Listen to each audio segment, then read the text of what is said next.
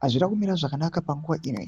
Tirikuona kuti panguva ino zvinhu zviri kuitika ku-the military, ma-appointments ari kuitika ema-new commanders eku-defense forces nemamwe ma-positions. Tikaona mamwe ma-colonels ari kuappointiwa, zvobuda pachena kuti these appointments panguva ino nema-generals ari kureplacewa.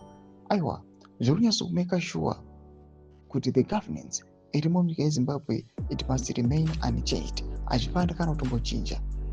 Ma-generals ndo angatoreplacewa, but the governance will never change. Don't subscribe or like on the bell icon.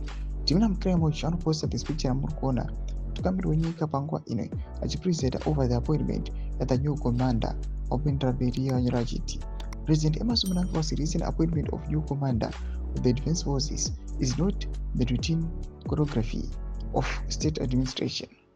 It is a calculated consolidation of power, executed with the precision of a ruler who understands that in Zimbabwe, the barracks remain the true theater of politics.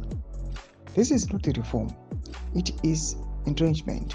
Once again, the nation's political future is being scripted not in parliament, not in civic forums, not in the voices of citizens, but in the shadowed corridors of military command.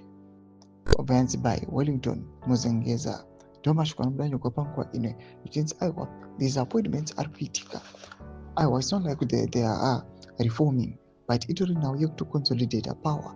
My calculated moves are executed with the precision of a ruler and understand kuti muZimbabwe kana ida kungokipcha estate tamba zvakanaka mumabarracks. Todze mafunguro enyu muri kudii pamusoro pe-this development nechitiko ichi chiri kuitika ngeZimbabwe. Bvira comment section medu, subscribe or like, chita bell icon.